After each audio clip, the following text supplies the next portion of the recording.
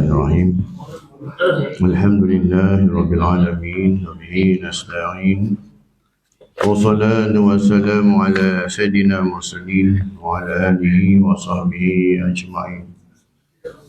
Qala rabbi shrah li sadri wa yassir li amri wahlul 'uqdatam min lisani yafqahu qawli. May yahdihillahu fala mudilla lahu wa may yudlil fala hadiya lahu. أشهد أن لا إله إلا الله وحده لا شريك له وأشهد أن محمدا عبده ورسوله رب يسر ولا تعسر بالتمن بالخير اللهم فقهنا في الدين وعلمنا تأويل اللهم لا سهل إلا ما جعلته سهلا وأنت تاج الحسنى إذا شئت سهلا اللهم يا حي يا قيوم برحمتك نستغيث أصلح لنا شأننا كله ولا تكلنا إلى أنفسنا طرفة عين أما بعد. Assalamualaikum warahmatullahi wabarakatuh. Alhamdulillah, segala jemaah yang dirahmati Allah Subhanahu wa taala.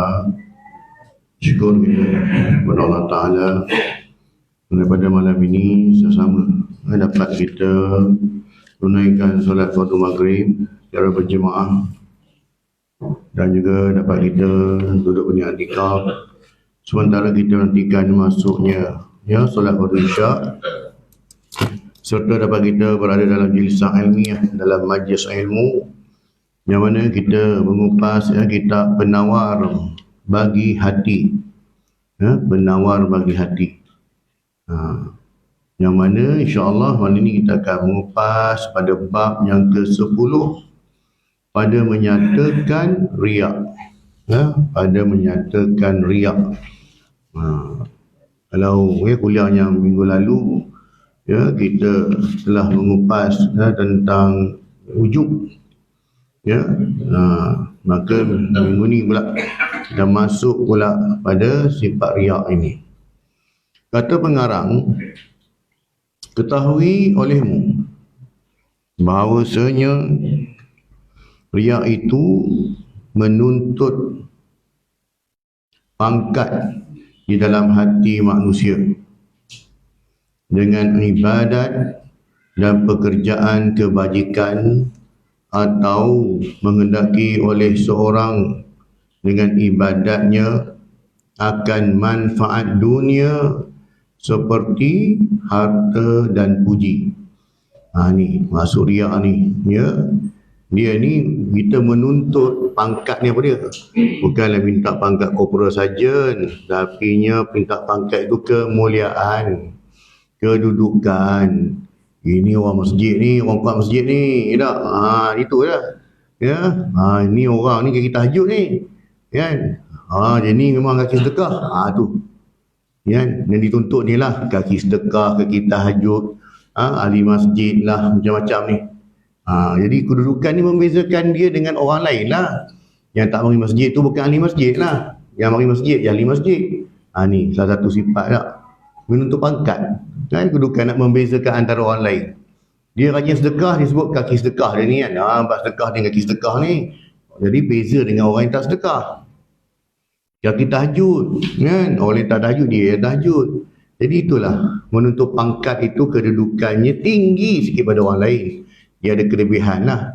Tetapi kelebihannya itu disebabkan dengan ibadat. Ibadat itu untuk Tuhan, untuk Allah SWT. Mana boleh kita klaim untuk mendapat kedudukan di sisi manusia? Sebab ibadah itu, inna salati wa nusuki wa mahyaya wa mamati lil alamin. Hidup kita, mati kita, ibadah kita ni semuanya kerana Allah. Tiba-tiba dalam bab ibadat, sedekah, solat, dia menuntut pujian daripada manusia. Jadi ini menuntut pangkat kan dalam hati manusia. Jadi dia bukan dia isytiharkan pun, panggillah saya kaki masjid, panggillah saya kaki tahajud, dia tak sebut macam tu. Tapi dalam hatinya meronta-ronta meminta orang suruh panggil macam tu. Aku dah rajin mari ni, aku dah rajin bangun malam ni tak. Siap cerita ke orang malam mata ngantuk lah pagi subuh, lepas subuh dah. Kenapa semalam buat tahajud? Sebab orang tak nampak, kena terpaksa cerita pula. Kan? Ni selalu buat tahajud. Saya setakat hari ni lah. Sejak Ramadan hari tu sampai hari tak pernah miss lagi solat tahajud ni. Jadi apa yang dia nak tuntut? Ya, sedangkan itu untuk Allah. Ya, bukan untuk kita pun. Ya, jadi ini tujuan dia. Untuk mendapat manfaat dunia. Ya, untuk manfaat dunia seperti harta dan juga puji. Ya. Dan bahawasanya riya itu kelakuan yang dicela dan haram dengan ijma' ulama. Majoriti ulama bersepakat mengatakan bahawa sifat riya itu adalah haram dan dicela. Yang ini sifat mazmumah. Ya, sifat mazmumah. Dinamakan dia syirik yang kecil. Ya, syirik yang kecil. Berfirman Allah Subhanahu wa taala, ya, dalam surah Al-Ma'un yang dibacakan tadi dalam sembahyang tadi tak? Ara'aital ladzi tadi tu. A'udzubillahi minasyaitonir rajim. Fawailul lil musallin alladzina hum an salatihim sahun alladzina hum yura'un. Artinya, maka bermula wadi. Wail tu wadi, lembah yang di dalam api neraka Jahanam itu bagi sekalian yang sembahyang. Sembahyang pun masuk neraka juga. Ya. Bagi sekalian yang sembahyang, yang lalai oleh mereka itu daripada sembahyang. Ini dia terjemah nak. Apa kena nak kata? Ya. Ya. Bagi sekalian yang sembahyang, yang lalai oleh mereka itu daripada sembahyang. Apa maksud dia? Tak sembahyang lah. Orang yang meninggalkan solat. Lalai daripada meninggalkan, lalai dalam melaksanakan solat. Disebabkan sibuk dengan urusan dunia hingga dia leka dan lalai. Asar pun dia miss. Kan? Masuk maghrib lagi lah pula. Sekarang ni maghrib dah pendek lagi dia miss. Tak? Dan juga yang masuk neraka wail tadi siapa lagi? Yang pertama orang yang melalai dalam sembahyang lah. Maksud dia lalai dalam mengerjakan solat dan mengeluar mereka itu akan dia daripada waktunya. Maksudnya dah luput sembahyang baru teringat. Lah tadi sibuk main golf, sibuk buat kerja membasuh sana basuh sini, tak sempat sembahyang asar. Lalai lah tu. Ya, ingatkan lalainya sebut ada urusan penting disebabkan urusan-urusan yang berkepentingan awam tak. Rupanya benda-benda kecil macam tu je. Ya, jadi akan dia mereka itu akan dia daripada waktunya. Kemudian lagi yang keduanya, yang riak mereka itu pada sembahyangnya. Yang pertama tadi yang masuk neraka wail, orang yang lalai dalam solat. Yang kedua pula orang ni solat tapi dia riak lah pula, masuk juga neraka yang sama. Esok duduk sebelah-sebelah tanya dah, engkau pasal apa engkau masuk neraka wail? Aku tak semayang, leka kan, leka dengan dunia ni kan, duk main, duk burung lah, maghrib pun duk asar pun terlepas lah, duk leka dengan hobi dia kan, sampai semayang pun luput, leka lah. Engkau pula kenapa masuk neraka ni? Aku sebab semayang. Engkau semayang pun masuk neraka? Betul lah, tapi aku semayang sebab nak riak. Nak suruh aku orang panggil aku kaki semayang. Jadi dua-dua masuk neraka lah. Had lalai tadi pun masuk neraka, yang semayang sebab riak pun masuk neraka. Ya. Jadinya ya, lagi yang riak mereka itu pada sembayang, ya. Sembayang dinilai apa tu? Dinilainya ya, di sini dan lainnya dia sambung sekali lah tuan. Dan lainnya switch Arab lah. Ya, pada sembahyang dan lainnya, ya, ni ejaan lama macam ni lah Jawi nak. Dia sambung sekali. Dan tu patutnya satu perkataan dah. Dia sambung artinya, tengok lain macam tu. Dan lainnya, ya. Dan juga lain-lain. Semayang sebab menuntut pujian orang, lalai semayang pun sama juga. Dan sabda Rasulullah SAW, inna akhwafa ma akhafu alaikum asyirku al-asgharu wa huwa riya. Yaqulullahu yawmal qiyamati lil mura'ina idza jazallahu an-nasa bi'amalihim idhabu ila alladhina kuntum tura'una fid dunya unzuru hal tajiduna indahum jaza. Hadis rawahu Imam Ahmad. Maksudnya bahawasanya yang lebih ditakuti daripada segala barang yang aku takut, ni kata Rasulullah ni, aku paling takut kali daripada ni, ya, yang aku takut atas kamu ialah syirik kecil. Syirik yang kecil ni Rasulullah bimbang. Ya, kenapa? Dan iaitu riya. Berfirman Allah Subhanahu wa taala pada hari kiamat, hari kiamat nanti bagi orang-orang yang riya dalam ibadat, ya, pada hari kiamat bagi sekalian yang riya, apabila membalas Allah taala akan manusia dengan segala amal mereka itu, hari yang mana Allah taala beri pembalasan. Dan faman ya'mal mithqala dzarratin khairan yarah wa man ya'mal mithqala dzarratin syarran yarah. Hari yang mana dia buat amalan sekecil, amalan baik sebesar zarrah pun Allah Ta'ala akan bagi pembalasan.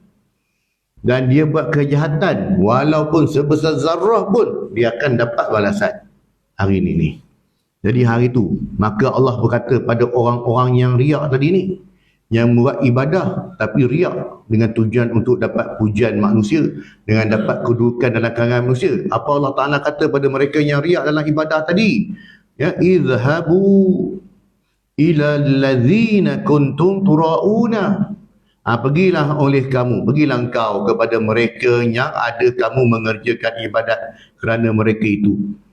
Kau nak pahala kan? Kau pergi tuntut dekat orang-orang yang kau tunjuk dulu. Orang yang puji kau rajin kaki masjid, orang yang puji kau kaki tahajud. Engkau nak pahala, kau minta kat dia orang. Jangan minta kat aku. Sorry ya, tak ada. Pergi minta kepada orang-orang yang kau nunjuk hari tu. Minta pahala dekat dia orang, aku tak bagi. Allah Ta'ala kata begitulah. Ya.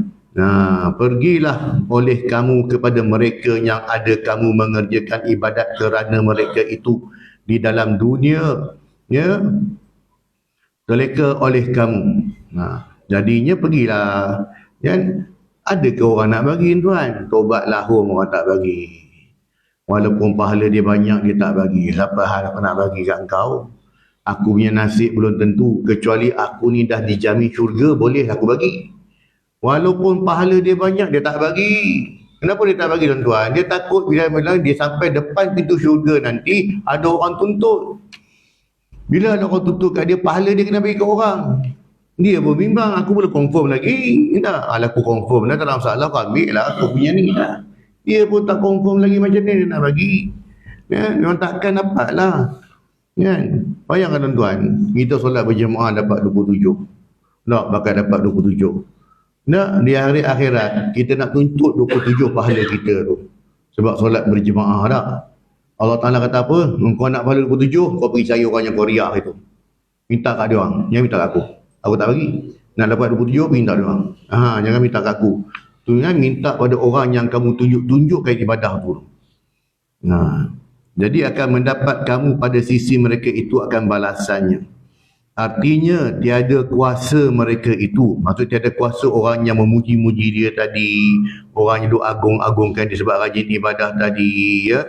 Tiada kuasa mereka itu membalas amal ibadat kamu.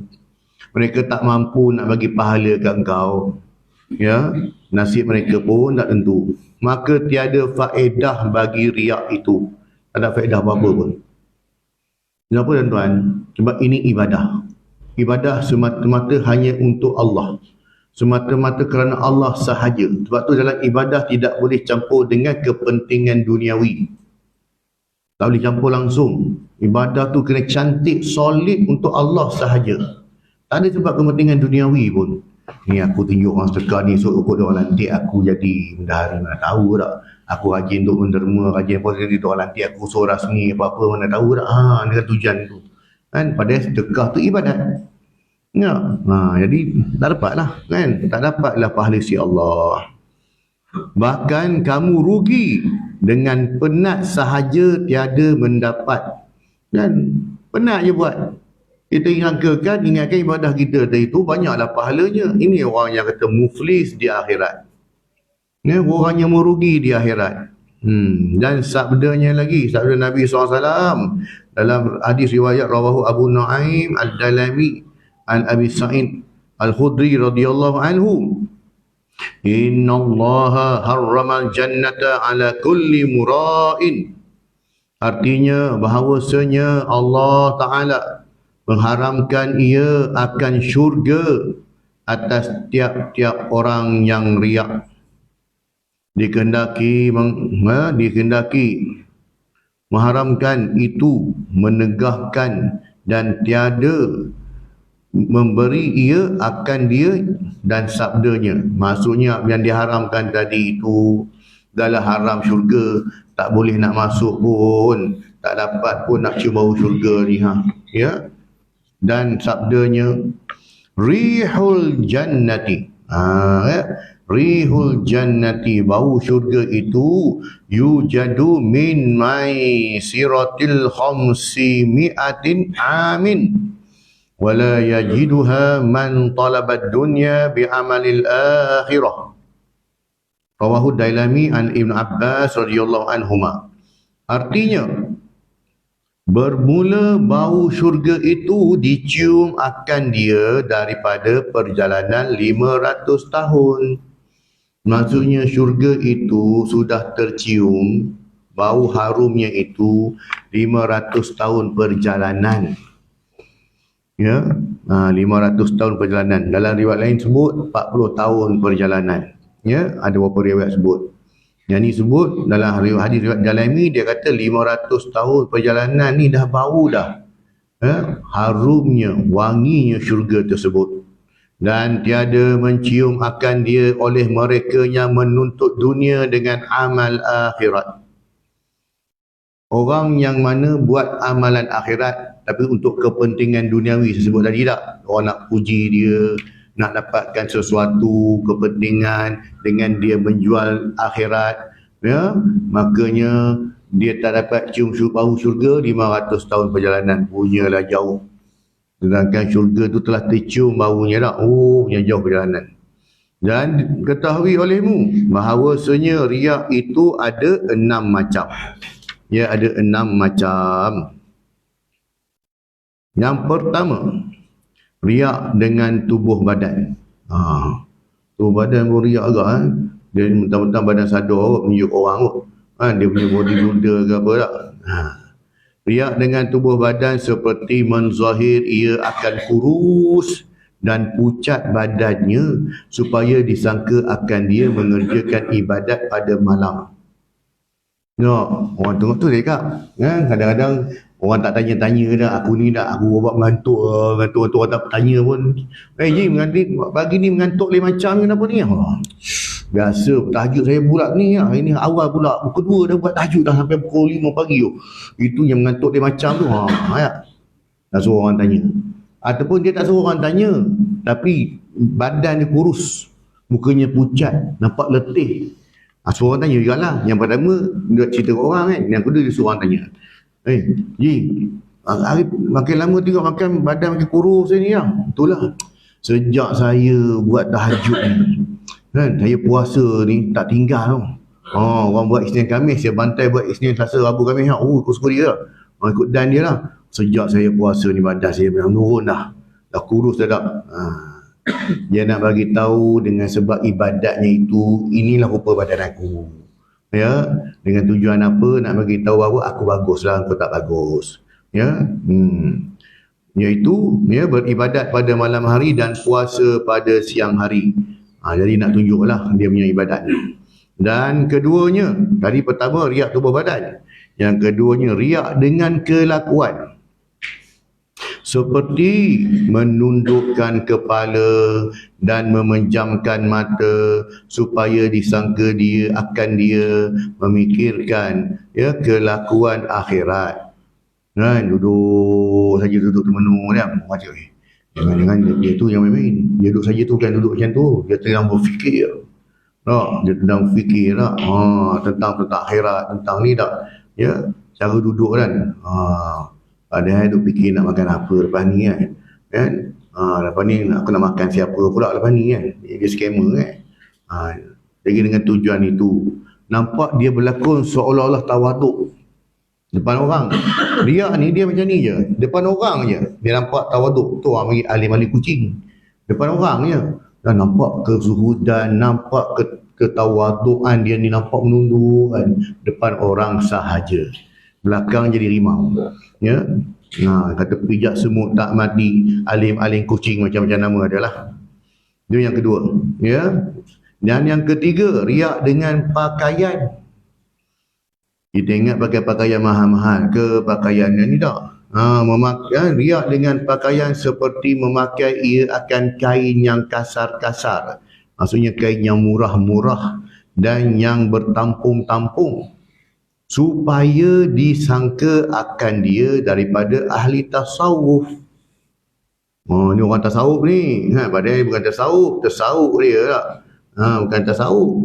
Tasawuf kaki dia tu, dia perasan. Tu yang kata tersungkur di pintu syurga tu.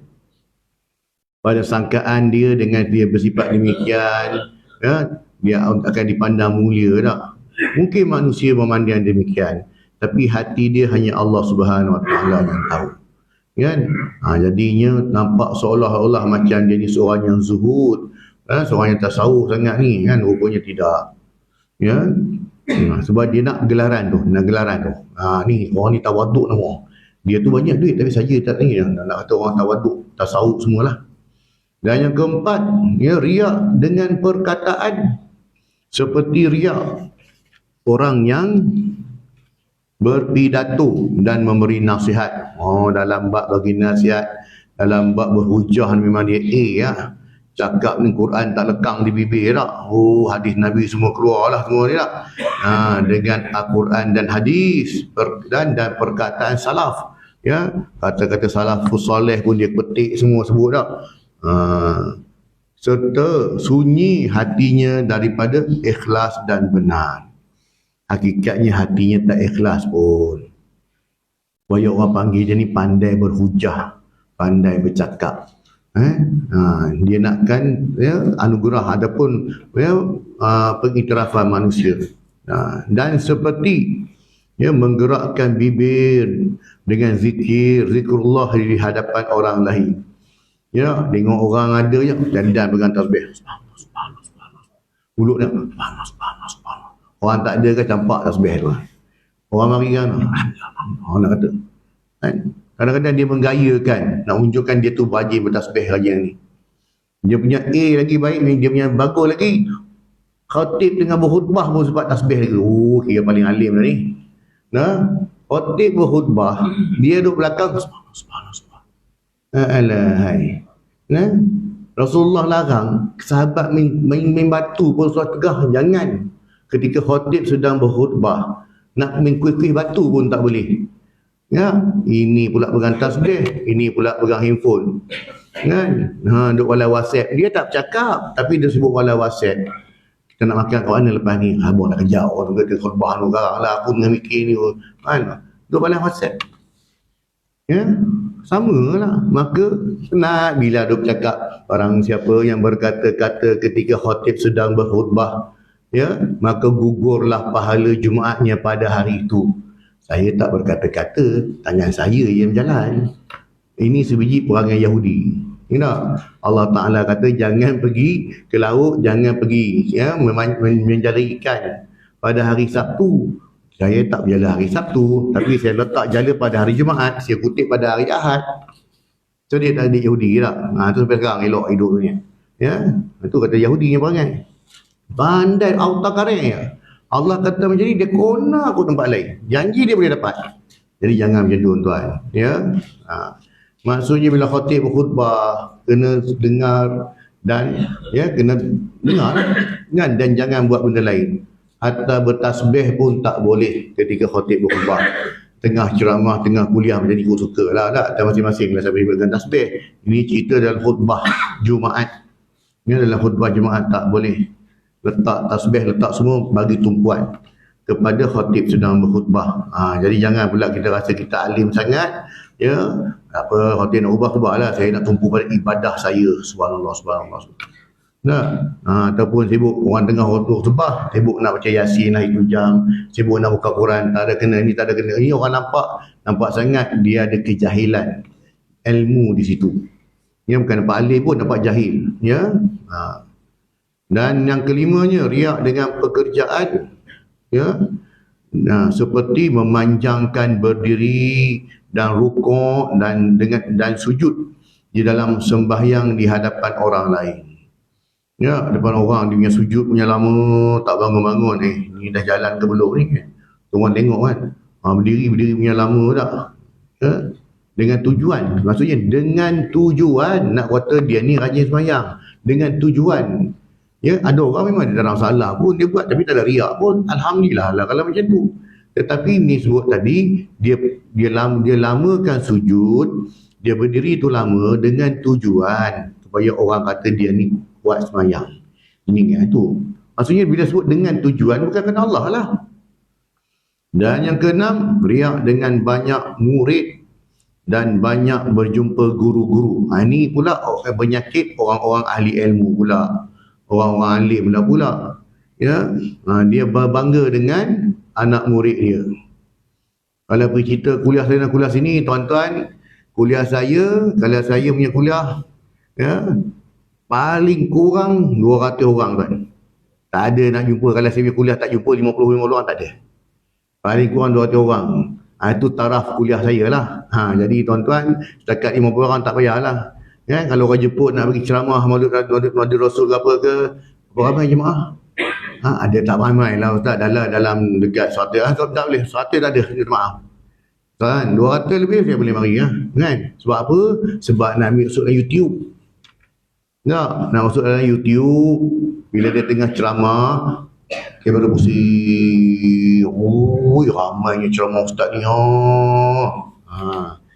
Tu penyakit orang alim. Setan mana ada pernah putus asa? Mana dia pernah putus asa? Daripada pangkat paling rendah hingga paling tinggi, semua dia akan talam, sapu semua masuk neraka. Daripada orang jahil memang dah lah.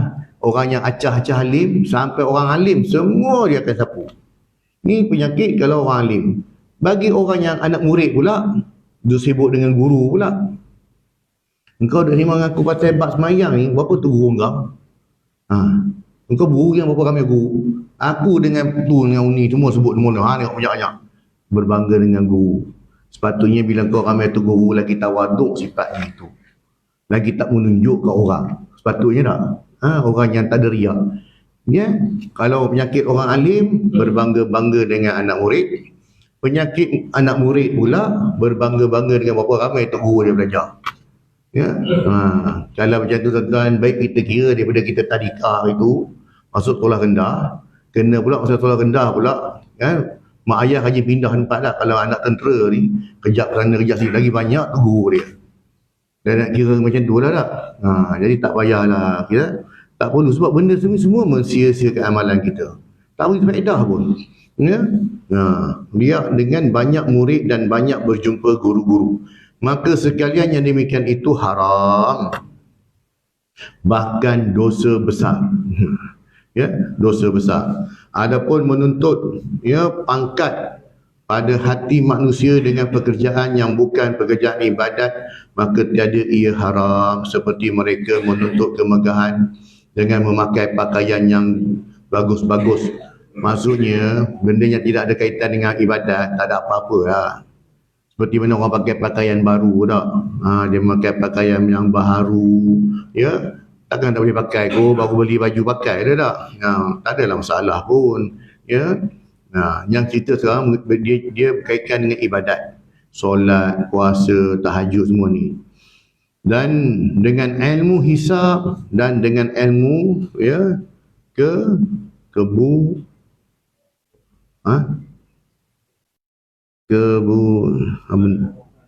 Ha? Kebomohan. Oh. Oh, kebomohan. Lain je dia. Keburaan dia.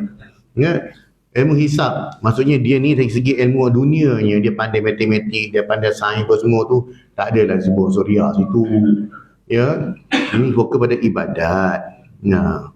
Bahkan adalah ia harus selain tiada ada padanya tipu dan takabur dan umpamanya.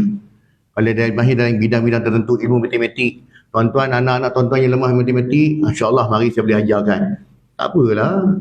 Nah, benda-benda macam ni, tuan-tuan lemah dalam ilmu ni kan, hatta dalam ilmu tajwid, ilmu baca Quran pun boleh. Kemahiran tu kan, ada tak masalah. Ya, tidaklah disebut riak. Tapi kalau hati dia yang kata buat macam mana tak? Tapi tak adalah macam tu. Dan bahawasanya riak yang lebih besar, riak munafik. Ya, dengan menzahirkan iman pada ketika hatinya kafir. Ya, ni zaman Rasulullah, orang munafik yang mana mereka ni luarannya Islam dalamnya kafir tadi. Berpura-pura dalam beribadat, buat-buat rajin dalam solat. Hakikatnya mereka cukup malas menunaikan solat. Antara ciri orang munafik. Maka ini lebih besar daripada syirik yang hilang pula. Ya, lebih besar daripada syirik ini. Dan yang kedua, riak dengan ibadat yang wajib, seperti mereka yang sembahyang zuhur ia di hadapan orang lain, ya, dan jika ia bersunyi seorang diri nescaya tiada ia sembahyang. Itu cerita tadi. Biasanya kita kan, bila saya selalu sebut dah, kalau kita benda fardu, aku kena sembahyang, kau pun kena sembahyang, jadi nak riak celah mana? Tapi orang ni dia special sikit. Time orang ada, hari jom sembahyang, jom sembahyang zuhur, jom. Time tu, time orang ada dia nak menunjuk dia rajin. Orang tak ada pun, tak ada buat pun. Walaupun solat fardu dia boleh mari riak juga.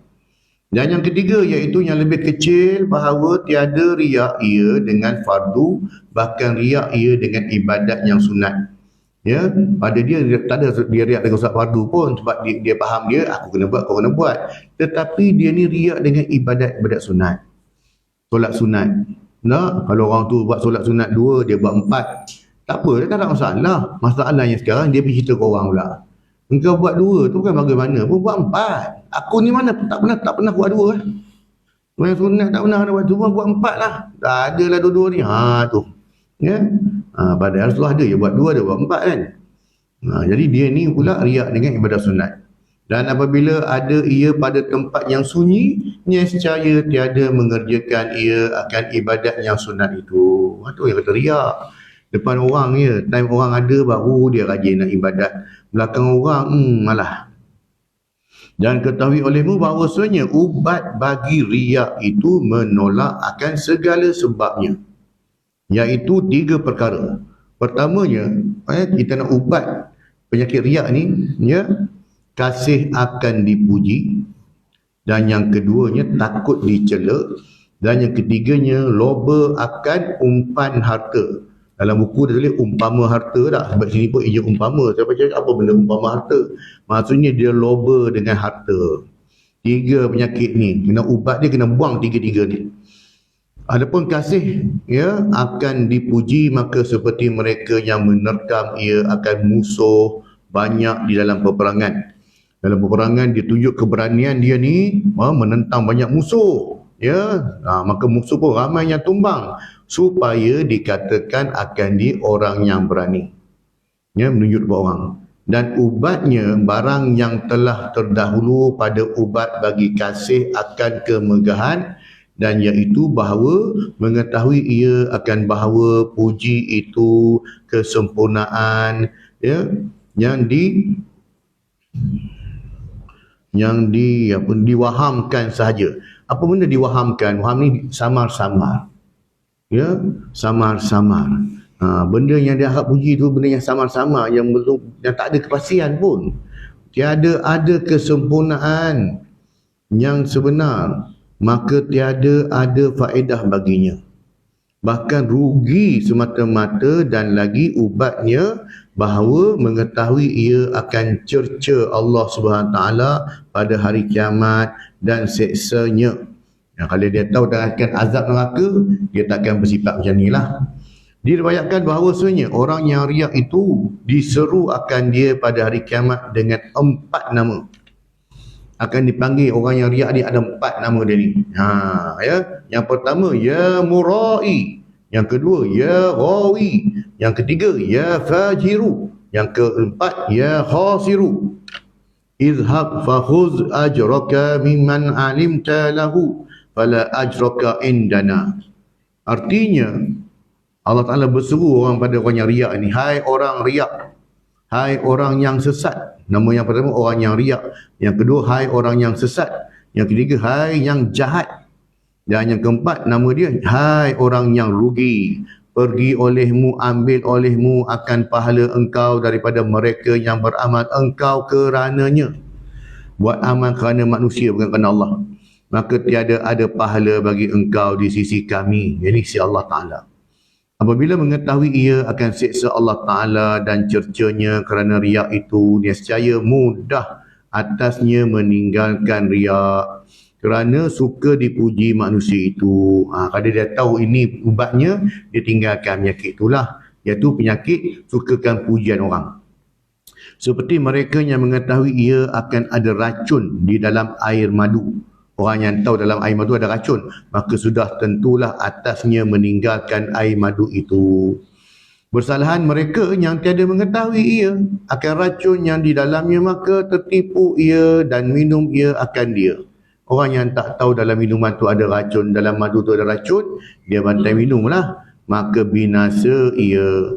Tambahan lagi, menetapkan ia di dalam hatinya akan bahawasanya sangat besar ruginya dengan membeli puji manusia dengan cela dan sesat Allah Ta'ala. Kan? Baru dia rasa rugi tak? Mengharapkan pahala daripada manusia. Dan akan bahawasanya suka manusia itu tujuan yang tiada binasa didapat. Dan barang siapa menuntut kesukaan manusia dengan murka Allah Ta'ala, nescaya menjadikan Allah Ta'ala akan mereka itu murka baginya. Ya, dia menuntut kesukaan manusia dengan kemurkaan Allah. Ya, makanya Allah Ta'ala akan murka pada dia. Adapun sebab riak yang kedua, maka iaitu takut dicela manusia. Maka ubatnya ni, sebab dia takut rasa cela dia kan, maka ubatnya bahawa menetapkan ia dalam hatinya akan bahawasanya cela mereka itu tiada memberi mudarat ia akan dia, jika ada ia yang dipuji pada sisi Allah Ta'ala. Maksudnya dia risau, takut kalau aku buat sekarang maksud cela aku, kata aku ni orang kata, dah takut orang kata. Jadi disebabkan takut orang kata, dia tak buat. Sebab takut orang kata, bukan Allah Ta'ala kata. Makanya dia kena buanglah penyakit ni, sebab yang memberi mudarat Allah Ta'ala, bukan yang manusia. Dan menetapkan ia dalam hatinya akan bahawasanya tiada mengerjakan ia akan riak yang sebab murka Allah Ta'ala, kerana takut akan cela makhluk yang tiada memberi mudarat. Kalau semua manusia hina dia, tapi Allah Ta'ala nak muliakan dia, dia tetap mulia si Allah. Kalau semua orang muliakan dia dan Allah Ta'ala nak hinakan dia, dia tetap hina si Allah. Jadi tak ada siapa pun boleh mudarat. Tidak ada siapa boleh memberi mudarat, melainkan Allah. Dan memadakan dia oleh bahawasanya manusia jika mengetahui mereka itu akan qasad riak yang di dalam hatinya, nescaya benci mereka itu akan dia. Kalau kita tahulah orang ni ibadatnya sebab riak tu, buat riak lah, tak ada kita nak puji pun. Kalau tahulah. Dan bahawasanya riak itu tak dapat tiada, nyata ia bagi manusia sama ada segera atau lambat. Maka murka mereka itu dan mencela mereka itu akan dia. Dan jika ada ia mengerjakan ibadat dengan ikhlas, nescaya Allah Ta'ala zahirkan ikhlasnya itu bagi manusia, maka kasih mereka itu akan dia seperti kasih Allah Ta'ala akan dia, maka mendapat ia dua puji-puji Allah Ta'ala dan puji makhluk. Dia buat ibadah kerana dengan ikhlas, manusia pun puji dia, Allah Ta'ala pun puji dia. Untung dia tak? Manusia memuji, Allah pun puji bila dia buat kerana Allah Ta'ala. Adapun sebab yang ketiga bagi riak itu, maka iaitu tamak. Dan ubatnya bahawa mengetahui ia akan bahawasanya barang yang tamak ia akan dia. Seperti harta benda, pekerjaan yang diwahamkan. Maksudnya harta benda yang tak pasti dan belum tentu dapat. Ya, pekerjaan yang belum tentu dapat pun. Ya, yang dia pada dia diwahamkan sahaja, yang tidak pasti. Tiada tentu mendapat ia akan dia.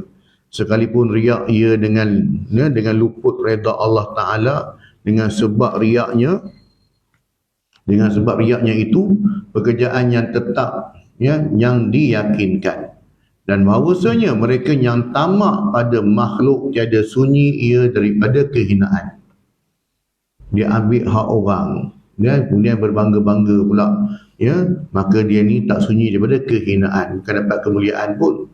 Dan barang siapa yang meninggalkan akan tamak pada makhluk, nescaya memberi akan dia oleh Allah Ta'ala daripada sisinya, maka apabila menghadirkan ia di dalam hatinya akan nikmat syurga dan mengetahui ia akan bahawasanya luput ia dengan sebab riak, nescaya berpaling oleh hatinya. Kalau dia tahu bahawasanya dengan sebab riak yang tadi itu merugikan dia tinggalkanlah sifat riak itu. Ya, berpaling oleh hatinya daripada makhluk dan melimpah atasnya oleh cahaya ikhlas. Kan dia tu tukar dah jadi orang yang betul-betul ikhlas kerana Allah, dan membantu akan dia oleh Allah Ta'ala, ya, dengan taufiknya, dengan petunjuknya. Dan ketahui olehmu akan bahawasanya setengah daripada ubat yang menegah daripada datangnya riak itu bahawa engkau sembunyikan ibadat engkau seperti menyembunyikan engkau akan kejahatan engkau. Ini yang saya sebut minggu lepas dah, orang soleh, orang alim, mereka ini menyembunyikan ibadah mereka, tak tunjuk ke orang. Ya, takut sebab apa? Takut bila mana mereka lakukan ibadah, bimbang-bimbang takut ada sifat riak. Jadi seperti mana disebutkan, ya, sembunyikan ibadah kita seperti mana kita menyembunyikan kejahatan kita. Dan bahawasanya harus menzahirkan akan ibadat supaya mengikut akan dia oleh manusia dan supaya menggembirakan ia akan mereka itu dengan syarat bahawa ada ia ikhlas. Boleh dia nak bersedekah tunjuk depan orang dengan tujuan nak menggalakkan orang buat untuk bagi motivasi. Ya, ataupun dia solat itu dengan tujuan nak bagi tahu orang, nak ajak orang sama-sama solat sama-sama. Kadang-kadang semua orang dia tak tahu. Nah, maka ditunjuk tu dengan tujuan nak galak ke orang sama-sama buat, seperti bersedekah dan sebagainya. Macam orang sedekah kan, kita dah tahu bersedekah tapi dia macam sampai yang menipu ke, dia macam tidak nak lihat, dia tipu lah, ada saya kita dah tahu ni, itu dia ni macam sampai dah memang pun ada orang soleh ni, ya, dia bukan dia menipu dalam maksud penipuan yang berdosa itu, ya. Dia mengelak supaya apa, hatinya itu tidak ada perasaan yang ni. Memang betul, kadang dia menafikan pun memang bukan dia buat. Dia tak nak, sebab dia tak nak adalah hati dia ni. Orang, kalau dia sebut dia yang buat, maka orang, bagus. Dia tak nak macam tu. Dia bimbang. Jadi dia menafikan benda tu. Kan? Bukan saya. Tak, dia bimbang. Sebab apa? Takut-takut kalau orang viralkan, orang tahu selama ni dia lah yang ni. Ya? Maksudnya itu dia menolak untuk menyatakan kebenarannya itu. Kita nak sebut tipu pun dia tak ni juga pun, sebab tipu itu memberi satu kerugian, betul tak? Kalau kita kata scam, dia akan beri kerugian, betul tak? Kita tipu orang tu rugi, tapi ini bukan tipu. Jadi dia menafikan, kan? Sebab apa? Dia tak nak ada sifat riak dalam diri dia. Kebaikan yang dibuat tadi tak ada beri kerugian pun. Dengan syarat bahawa ia ada ikhlas, ya, bersedekah tadi, dan jauh daripadanya oleh riak. Demikian lagi harus menyembunyikan maksiat dan dosa, ya. Dia riak yang mana, satu lagi riak yang bahaya, tuan. Tadi riak tadi tu syirik kecil lah, orang yang mana menunjuk dalam ibadah, makanya dia ni dikira sebagai syirik kecil. Ada lagi satu riak yang mana Allah Ta'ala laknat orang ni terus, ya, iaitu orang yang riak dengan maksiatnya. Ya, orang tak tahu pun, kan? Kau bawa mulut aku. Kau bawa mulut aku. Ada bawa arak tak? Semalam aku minum semalam. Orang tak tahu pun dia buat benda tu. Dengan bangga dia cerita ke orang, semalam aku 3 botol tak mabuk lagi. Padahal orang tak tahu pun. Dia bangga menceritakan maksiat yang dia buat. Ini memang kena laknat ni. Kan? Memang kena laknat orang macam ni. Riak dengan amalan maksiat. Ya, jadi ini bahaya. Jadinya, ya, dengan syarat bahawa oleh tujuannya supaya jangan dietikadkan akan dia fasik. Adapun jika menyembunyi ia akan maksiatnya supaya dikatakan akan dia orang yang soleh, ini kata ahli-ahli kucing tadi, maka tiada harus dia buat begitu. Dan adapun meninggalkan taat kerana takut akan riak, maka tiada harus akan dia.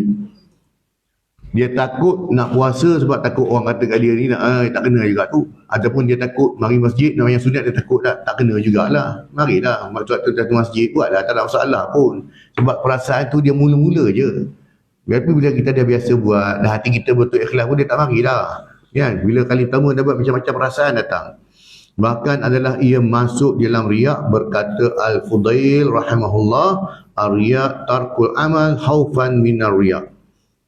Artinya bermula riak itu meninggalkan akan amal ibadat kerana takut akan datang riak. Itu. Orang yang takut namanya sunat sebab takut dikatakan riak, itulah bermulanya riak. Ya? Sebab semayang tu ibadat kan. Dia takut nak buat sebab takut dikatakan riak. Itulah bermulanya riak. Buat je lah sebab yang sunat. Ya? Dalam hati kita sentiasa ikhlaskan diri. Bahkan hendaklah mengerjakan ia akan ibadat dan bersungguh-sungguh ia pada menolak akan riak itu. Dan jika jatuh juga riak itu, maka hendaklah ia taubat daripadanya dengan segera. Kan? Walaupun kita ni mungkin selama ada buat ibadah dengan sifat riak, sifat nak menunjuk, tapi bila kita bertaubat pada Allah, ya Allah, aku taubat daripada riak, aku dulu ada semayang dulu, aku tunjuk ke orang, aku nak ke orang puji aku, ya Allah, ampun dosa aku, insya-Allah clear. Yang masalahnya kata rugi di akhirat tadi, yang Allah Ta'ala kata, engkau nak pahala semayang 27, kau pergi minta pada orang tu, kerana orang yang riak itu tak sempat bertaubat. Dia kekal mati dalam keadaan dia riak. Ini yang Allah Ta'ala kata, kau pergi minta pahala ke orang, jangan minta kat aku.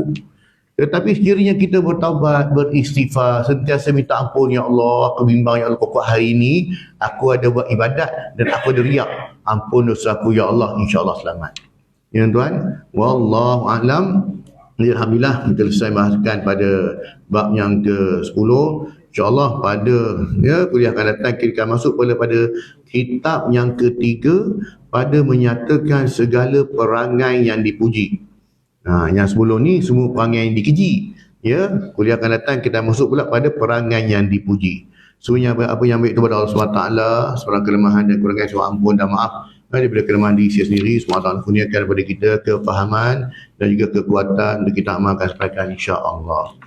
A'udzubillahi minasyaitonirrajim. Bismillahirrahmanirrahim. Alhamdulillahirabbil alamin wassalatu wassalamu ala Muhammad wa ala alihi washabbihi ajmain. Allahumma rabbana zidna ilma warzuqna al-fahma wa amalan maqbula. Allahumma ja'al jam'an hadza jam'an marhuma wa tafarruqana min ba'dihi tafarruqan ma'suma. Allahumma rabbana atina fid dunya hasanatan wa fil akhirati hasanatan wa qina azaban nar. Wa sallallahu sayyidina Muhammad wa ala alihi washabbihi baraka wa sallam. Walhamdulillahil alamin. Subhanakallah wa bihamdika asyhadu an la ilaha illa anta astaghfiruka wa atubu ilaik. Assalamualaikum warahmatullahi wabarakatuh.